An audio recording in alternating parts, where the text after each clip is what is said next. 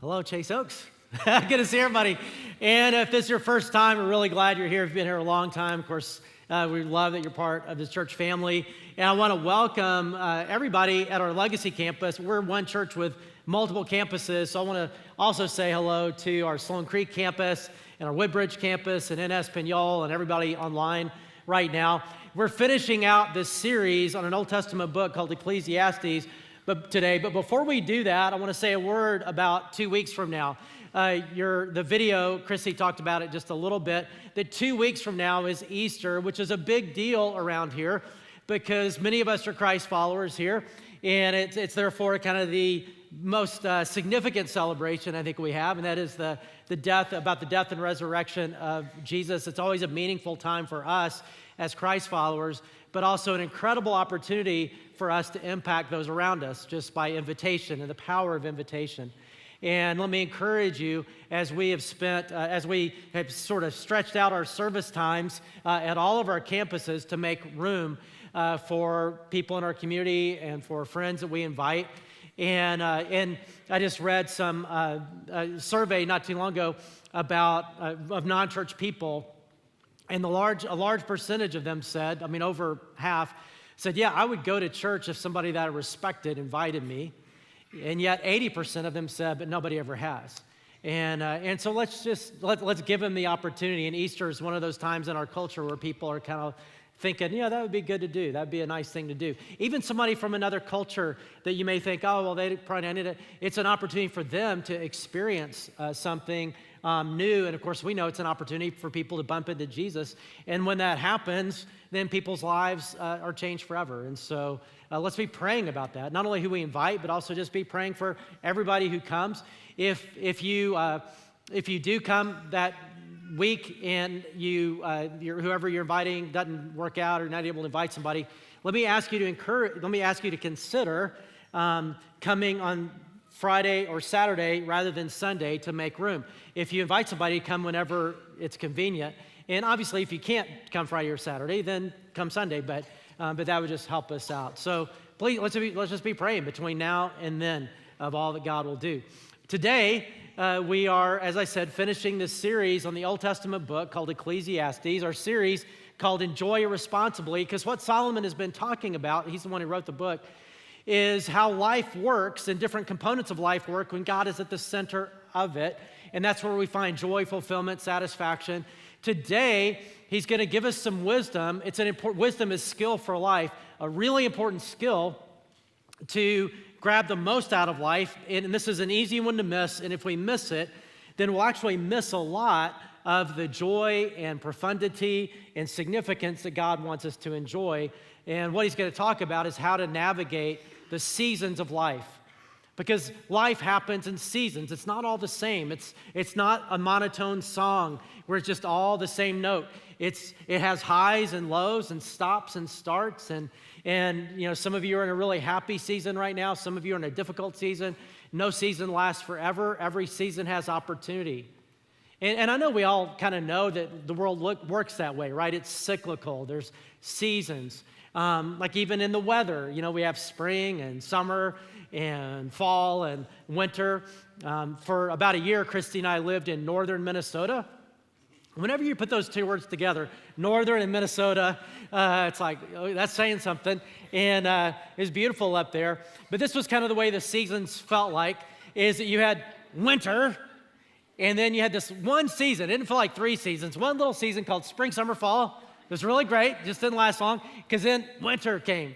Like I remember we moved in January, and the day we moved in was minus 21 was the high of that day. It was like, wow, people live here. And then I remember Memorial Day. So Memorial Day weekend, it was a really cold, snowy winter that winter. And by Memorial Day, all the snow had melted off and everything, flowers were starting to come out. We're thinking, oh man, this is great. And then a cold front comes down on Memorial Day and dumps 4 or 5 inches of snow. And I remember just thinking, well, I guess there went spring, summer, fall. We had it and that's it. And you better enjoy it while it's there. Now, so that's weather. But growing up in Alabama, we thought of seasons differently.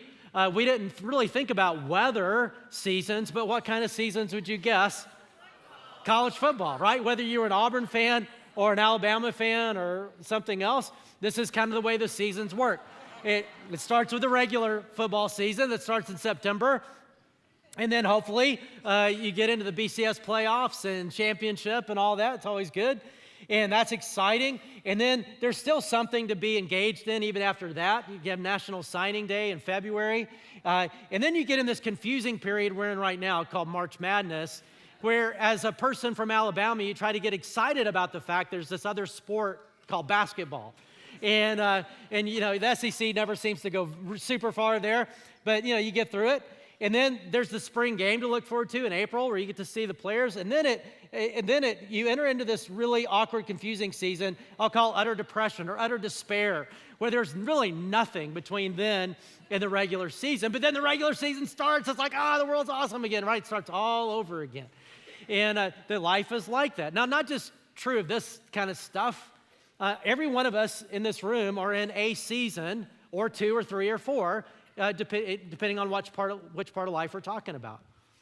I mean, think about that in your romantic life, in your relational life with, maybe with family or whatever. Maybe you're single, and maybe you're single and unattached and want to be attached. You're in that seat. Or maybe you're single and unattached and are just fine being unattached. You're like, I'm good. Okay, but that's a unique season with unique challenges and unique opportunities. Some of you are, newly married, or maybe you're before that, you're dating somebody, you're engaged. That's a season. Or maybe you're newly married. You're in that honeymoon phase of a marriage, which if you're in that phase of a marriage, enjoy that season, that honeymoon phase, because it's really short. And when it stops, it's, so, and then, because then you get into real marriage, where you got to work out a lot of stuff. And that's good. It's a good season, but it has, it's different. And then sometimes you find yourself single again or divorced in that season. And there's unique opportunities, unique challenges. You can think about this in your career. Maybe you're in your career right now. You're maybe in a new start. You've started a new job or started your career. Or maybe you're kind of feel stagnant. You're sort of in a season where you're just kind of not super excited anymore. Or maybe you're in a season of unemployment or a season of success or failure or whatever, right? Careers have seasons. In our spiritual life, we have that too. There are times where we just feel so close to God and all that, and other times it doesn't feel that way. And every one of those seasons has a purpose. And we can either grab for those or just kind of get through it and miss the opportunity. And that's really the challenge that the Bible is going to give us today is, grab for the seasons of life and don't let those opportunities go by that every season has, because no season lasts forever. So we're going to be in Ecclesiastes chapter 3 today. This is a passage, if you've been around Christianity very much, you maybe have heard this passage. There was a song in the 60s built around this passage, so it may sound familiar. And here's what Solomon is going to say. There is a time for everything and a season for every activity under the heavens. Now, that's his big main point, and then a bunch of illustrations. There's a time to be born and a time to die, a time to plant and a time to uproot, a time to kill and a time to heal, a time to tear down and a time to build, a time to weep and a time to laugh, a time to mourn and a time to dance, a time to scatter stones and a time to gather them, a time to embrace and a time to refrain from embracing, a time to search and a time to give up, a time to keep and a time to throw away, a time to tear and a time to mend, a time to be silent and a time to speak, a time for love and a time for hate, a time for war and a time for peace. So the main point with all those illustrations starts with there's a time for everything and a season for every activity under the heavens. That life is seasonal and there's a time that's appropriate in every season. Now, I've heard this passage taught over the years different ways and read different books about it. And sometimes it's taught as if Solomon's big point is that there's an appointed time for everything, which that what Solomon is saying is, hey, we can't control the seasons like when you're born, when you die. So it's really about the sovereignty of God, which means the in-controlness of God, and I'm out of control of it. So I might as well just go along for the ride and trust God because I'm out of control of it. And that's the big point of Ecclesiastes 3. And there's some truth to that, but I don't think that's the point of the book. I think it's kind of a lazy interpretation because he would use different Hebrew words that in the original language of the Old Testament. Instead, the sense is there's an appropriate time for everything, meaning, yeah, you and I maybe can't control the season we're in right now. Life happens. But what we can control is our response to that. There's an appropriate time, there's an appropriate response. In other words, if I was going to make Solomon's point, each season has unique opportunities. If you and I are going to grab those, we need to do whatever is appropriate for that season. Like he says, there's a time to plant and a time to uproot. A farmer can't dictate the season for that. Can't say, well, I think I'm going to plant my seeds in December because that just sounds more fun. Or you can't do that because there's a time where soil and weather and all that is receptive to. And if you miss that planting season, then you missed it. It's gone. And you have no crops, right? And what Solomon is saying, every season is pregnant with opportunity, and you either grab for it or you miss it. To make it even more specific, here's the two skills here. Some of us need to hear, in whatever season you're in, and start thinking about, what season am I in, is don't rush it. Be 100% present in the season that you are in. Positive or negative, because God has something for you there. There's a lesson there. There's Jesus there in a unique way. Or maybe we need to hear, don't prolong it. Move on when it's time to move on, because both are realities. Be 100% present when we should be, and then there's a time to move on and not get stuck. Now we're going to focus on the first part of this first. Don't rush it.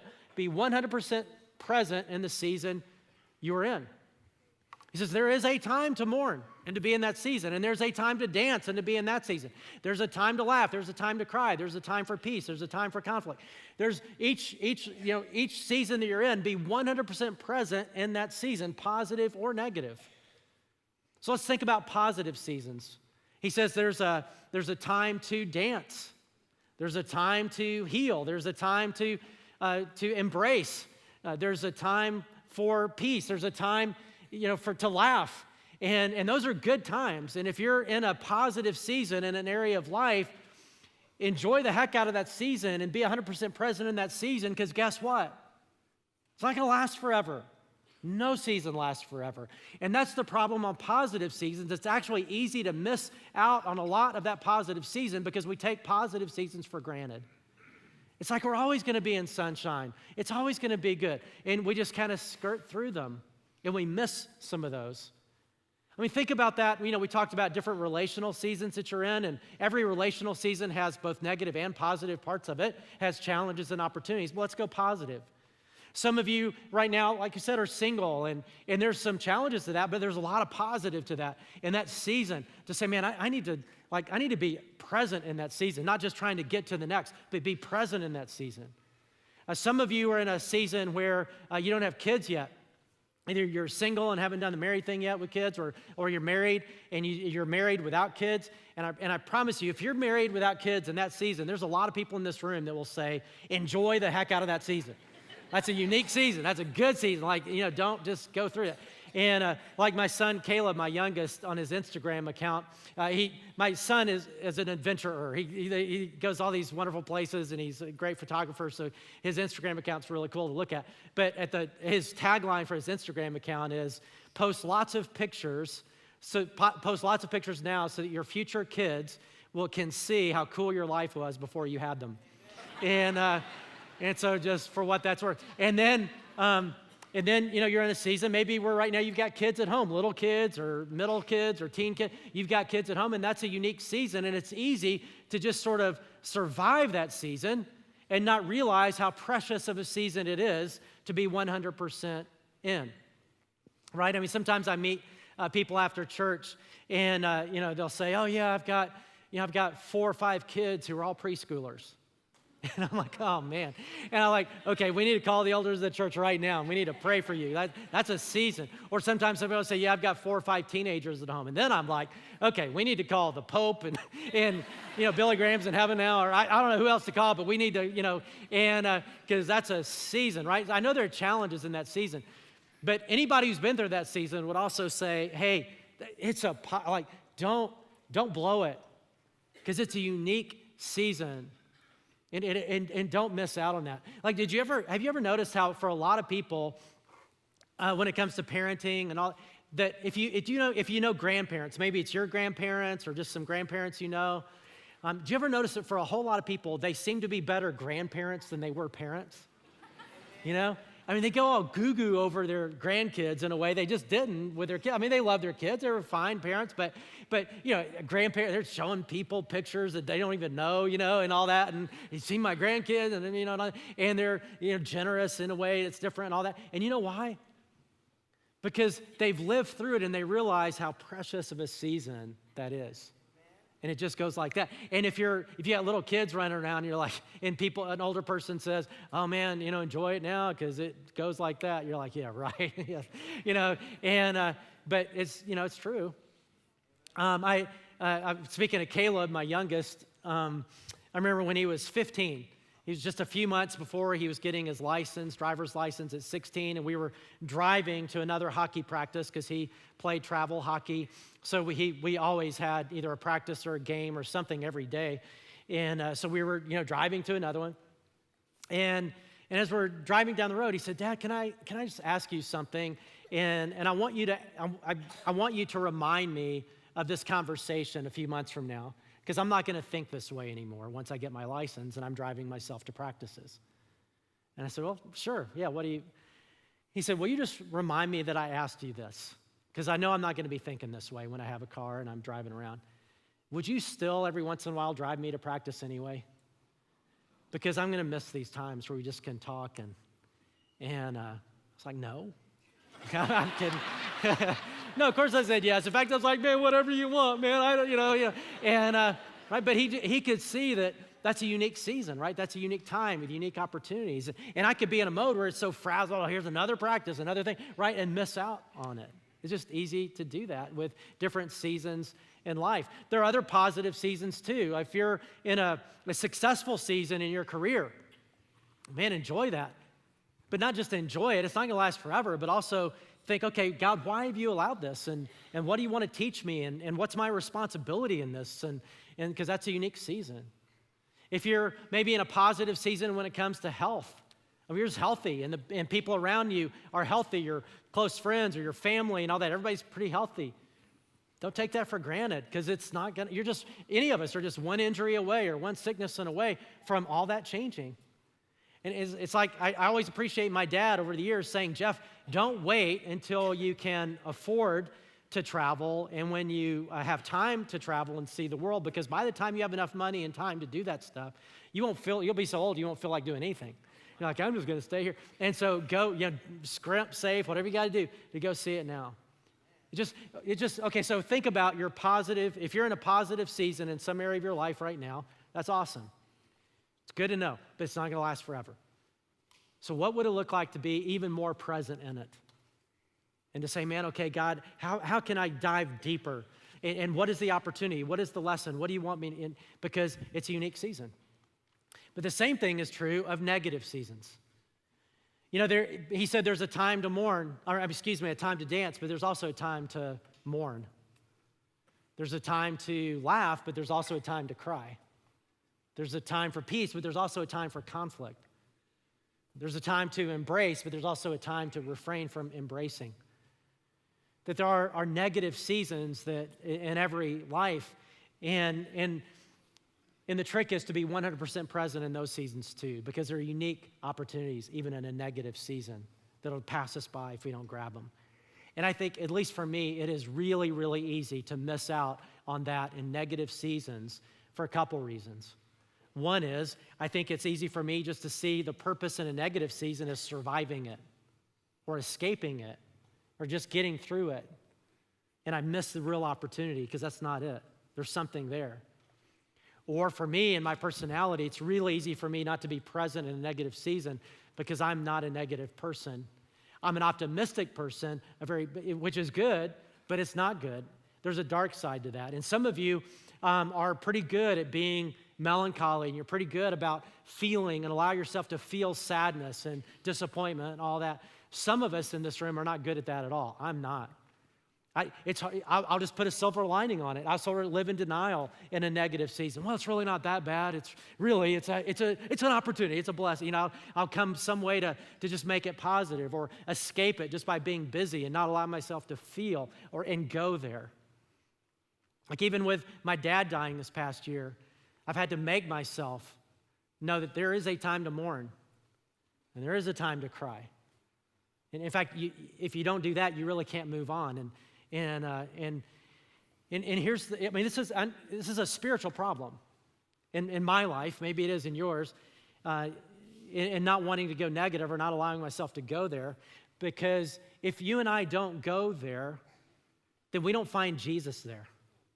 And where we find Jesus the most and develop the most profound attachment to Jesus is not in the positive seasons typically, but in the difficult ones. And if I don't allow myself to be fully present, even in a negative season, I'm not going to find Jesus there, and I'm going to miss the profundity. I'm going to miss what he really wants to do in my life in that season of disappointment or suffering or sorrow or difficulty or pain or sickness or whatever it is. And if you're in a tough season right now, I want you to hear me. It's not going to last forever. That's the good news. But also here, and find Jesus in the season. I remember when I talked a few weeks ago about a season of depression. It was the hardest season in my life. It's 20 years ago now. And it was dark and difficult. But one of the things I appreciate most that one of my mentors said is, Jeff, don't make it your goal just to get undepressed. Do that.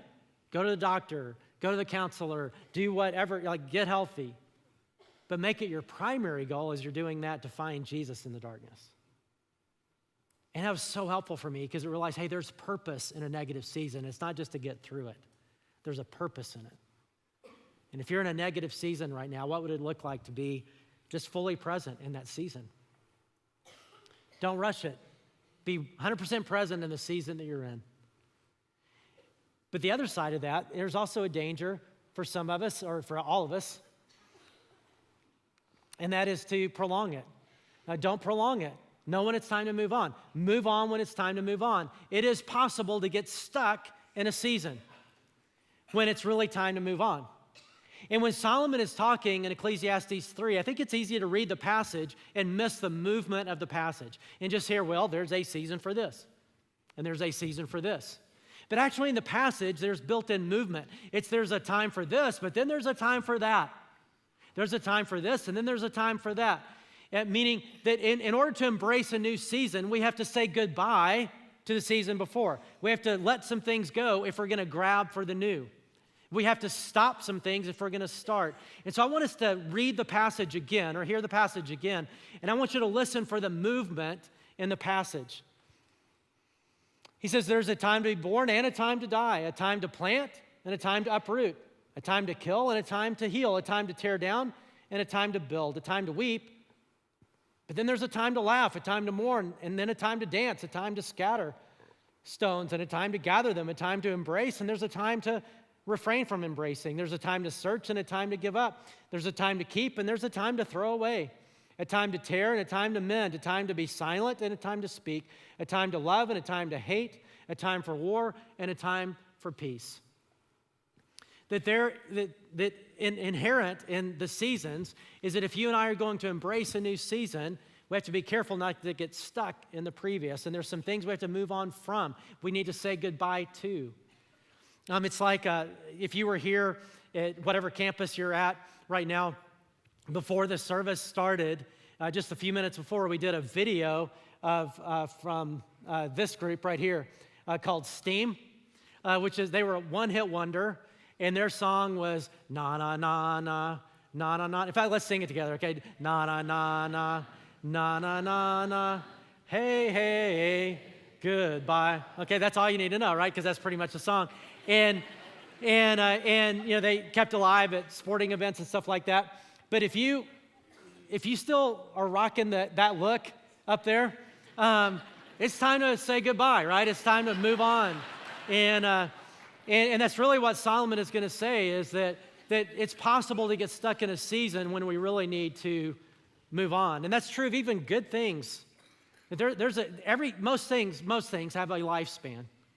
And we can try to keep them on life support. But there's a time in which we need to move on. I mean, look at what he said, just a couple of these. There's a time to be born and a time to die. There's an exciting time for things to start, but there's a time where even good things, it's time for them to go, time for them to die. Like even a small group, if you're in a small group at church, they're wonderful. It's always exciting when a new group is starting, like, oh, it's so great. But it's really tempting. Every small group has a lifespan to just keep it going past its lifespan because it feels like a failure if a group ends, but it's not a failure.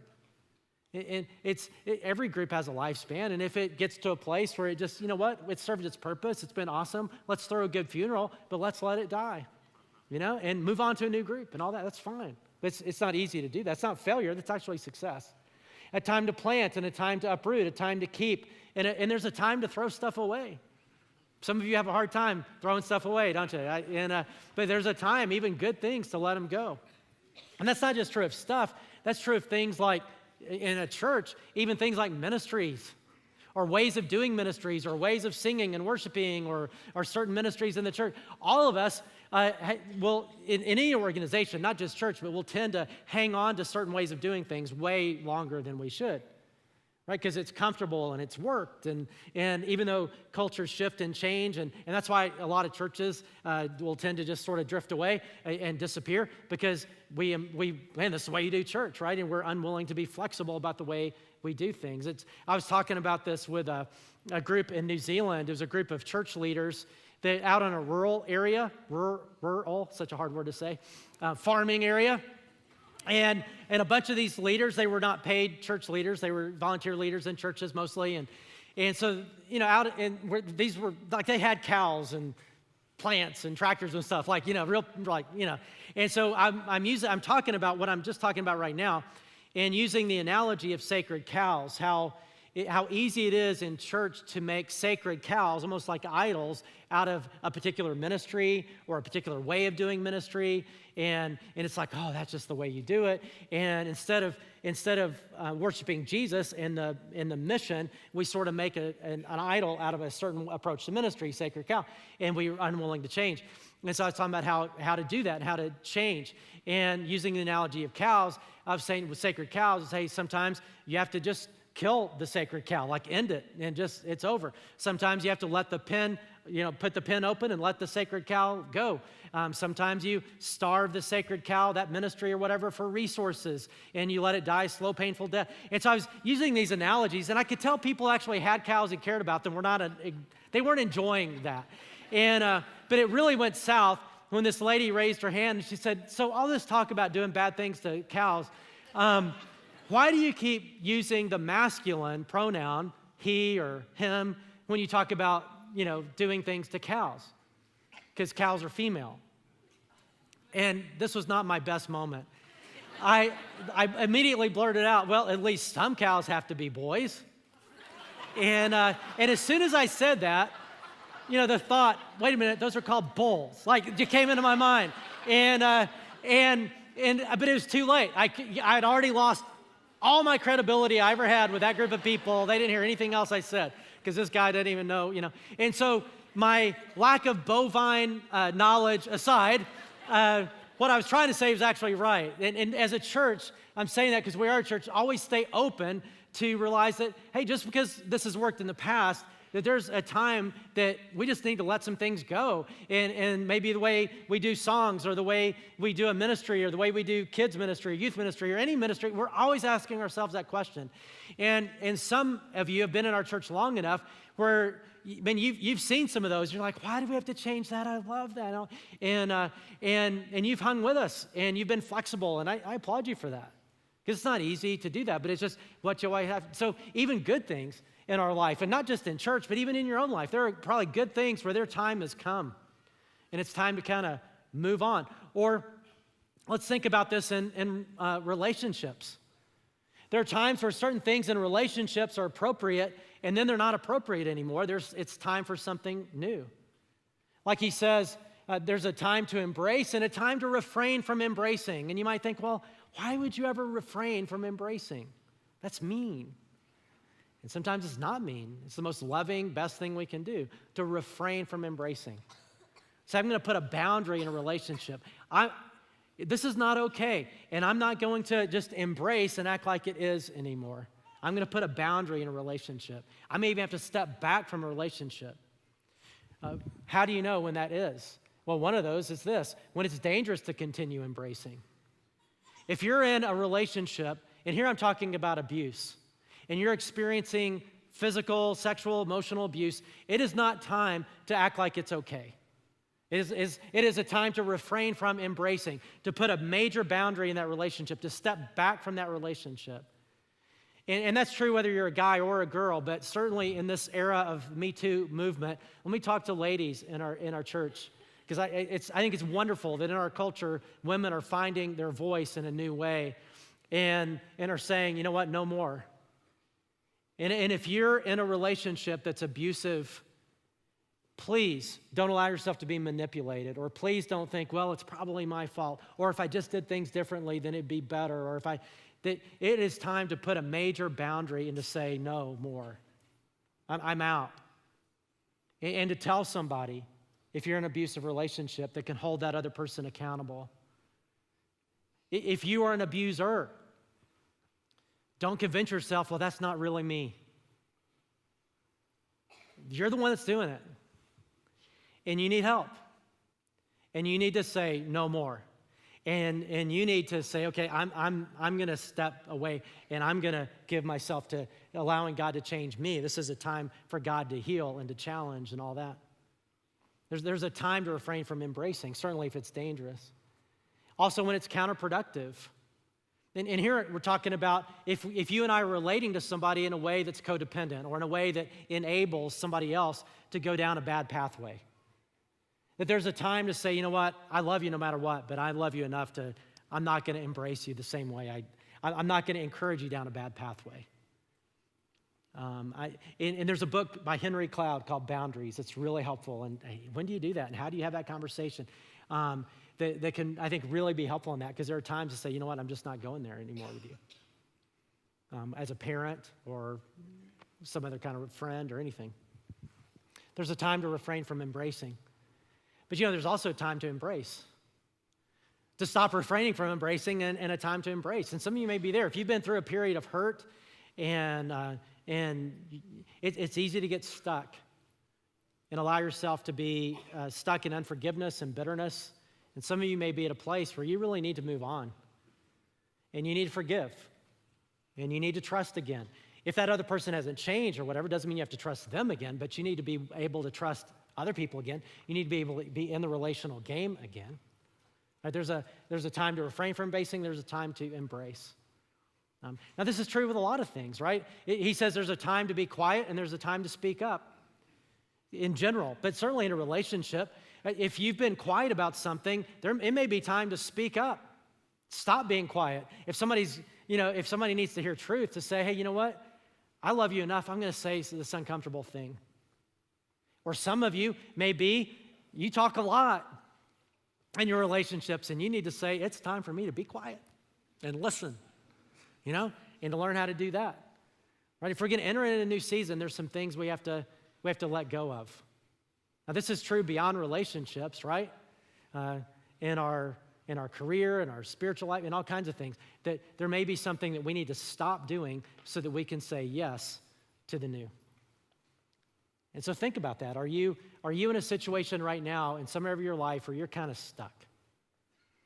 And you need to be able to move on and ask God to help you do that.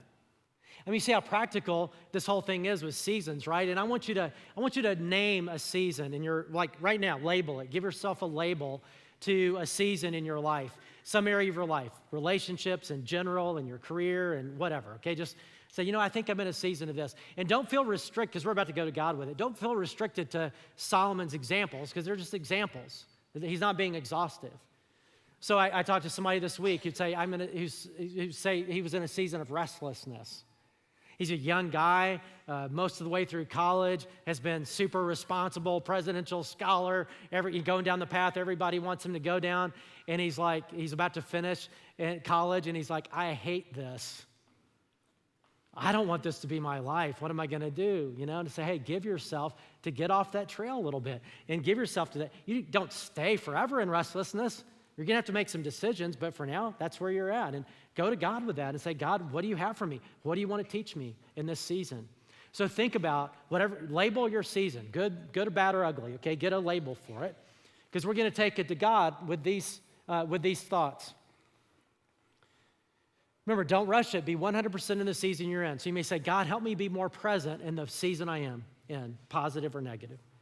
Or maybe you're at a place to say, God, I think I need to move on. Give me the courage to get unstuck. All right, so let's, and by the way, this sermon is going to be a 2-prayer sermon. You don't get that everywhere, folks. Like it's going to be, this is because I like to lead us to prayer because we hear from God in the Bible, and then, hey, let's respond. Let's do something. Let's ask God to help us, and we're going to do that. But this is not where Solomon ends his discussion. So after this little time of prayer, we're going to see how he ends it real quick because it's really cool, and then pray again. 2-prayer message. So let's bow our heads together. And with this seasons thing, just give God your label. Just say, God, I think I'm in a season of blank. And then just say, God, would you help me be 100% present in this season? And just give me wisdom to know what that really means. I don't want to miss it. Just be so busy surviving it, skating through it, taking it for granted.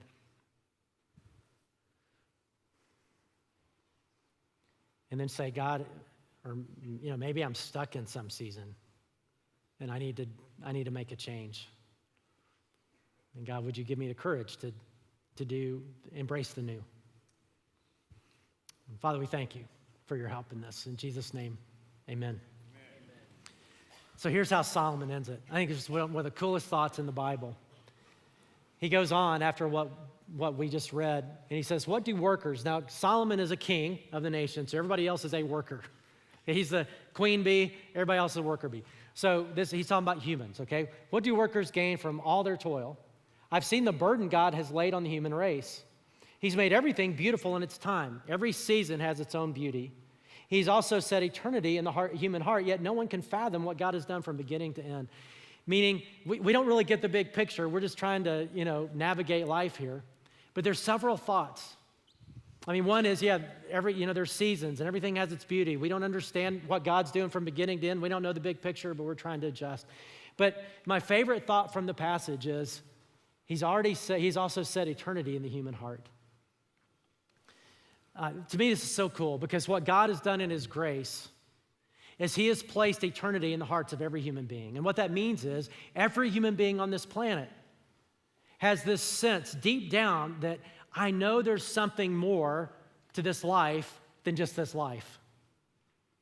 I know there's something beyond this life. I know there's something beyond humanity. There's a God out there. There's something out there that's bigger than us, that's bigger than me. And there's something more than just life here. There's something else after. And every human being has that seed implanted in them, that thought. And that's why every culture around the world, throughout all of history, is inherently religious, is looking for the something bigger. Even cultures like communist countries and such that try to legislate atheism get really frustrated because people don't stay that way very long. Because there's a sense in everybody that there's something more. There's something beyond this. God has planted that because he wants us to look for him. He wants us to search. And he, of course, came looking for us. That's the Jesus thing. He set eternity in our hearts. And what Solomon is saying with that is there's a sense, and yes, in this life we have different seasons, but this whole life is one season in another way of looking at it. And there's a season to come, and that season is eternity. And that's really important to consider because this life now will dictate what eternity is like for us. And Jesus came into our world to make it possible for us to have a really great eternity. To not face judgment, to not go into judgment holding on to our sin and hoping that, well, maybe I've done enough good to make up for this, because we will be judged for that if we go into eternity holding on to sin. But Jesus came so that we didn't have to.